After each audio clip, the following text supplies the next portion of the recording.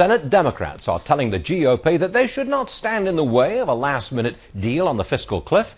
They are demanding higher tax rates. The Democrats demanding higher tax rates on the so-called wealthy. All right, joining us now is former investment banker Carol Roth. Carol, A, it seems like a total standoff.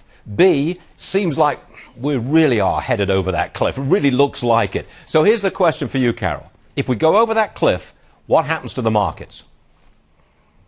Well, Stuart, I think if we go over the cliff, the markets are going to react negatively. They reacted negatively the last time we revisited the debt ceiling for TARP. So I don't think the markets are going to be particularly happy, but I don't know that it's necessarily for the right reasons. I do think that we're going to get a deal here. I just think that it's going to end up happening late January, maybe middle of January. But at the end of the day, Stuart, it doesn't solve any of our problems. And I am so frustrated that we are 13 months in. We've had 13 months to figure this out, and we're still here at the 11th hour. Everybody is. The mood of the country, I think, is almost furious that nothing is happening here, and the politicians are dithering at the very last minute. But again, why is it?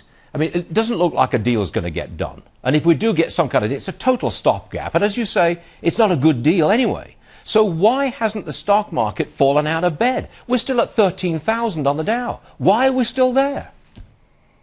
One, I think that usually when Congress doesn't do anything, that is a good signal for the market. Two, I think that the market is very sophisticated, and they know that whether or not we get a deal here, it's not going to make a dent in the grand scheme of things. And number three, we still have the Fed printing money. So if you put all of that together, the markets have been behaving. At some point in time, though, they're going to get frustrated, and everyone's going to say, listen, we still need to get a deal done, even if it's just for theatrical purposes, because eventually if we don't make some meaningful strides, we will get downgraded in terms of our debt, and that will be a huge issue for the market. I think you and I agree that there will be a deal of some sort, and I agree with you that it probably will come into January, and that deal will be the rich pay more, no serious cuts in spending, and certainly no reform of entitlements, and just ignore the debt. You agree?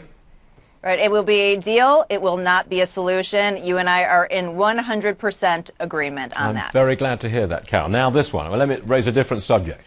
It's something that could really affect our economy, I think, short term. Port workers, all the way from Boston to Houston, they're threatening to strike, threatening to just walk off the job come Sunday. That strike could disrupt 2 million tons of imports every single day and billions of dollars worth of economic activity every day, every week that this walkout continues. It's a threat at the moment, but it could become reality come Sunday. If it happened, you think we go into recession? Is it the final straw that kicks us into recession?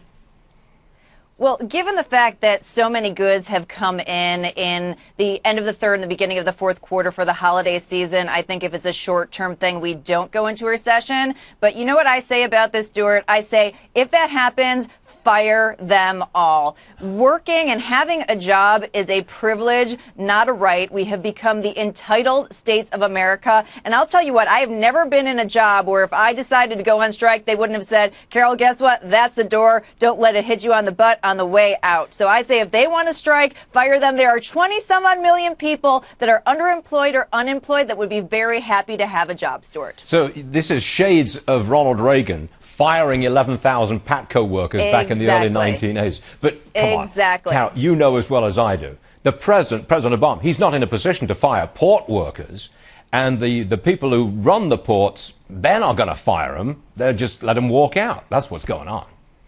Well, look, this didn't work out so well for the Hostess Company and for Twinkies.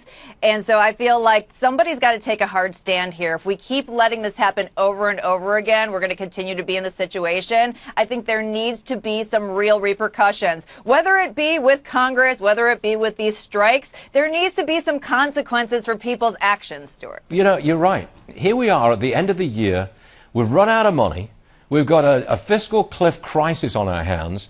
Dock workers are probably going to go on strike. It's all coming to a head. And we thought that everything was going to be resolved by the election we had a couple of months ago. It's just not working, is it? Right. No, it's not. We thought it was going to be a slow news cycle, and certainly that's not happening. No. It is not happening. Of course, in the news business, that's kind of good news, isn't it? All right, Carol Roth, we appreciate you being with us. Thank you very much indeed, Carol. Toyota, here's the news. You're going to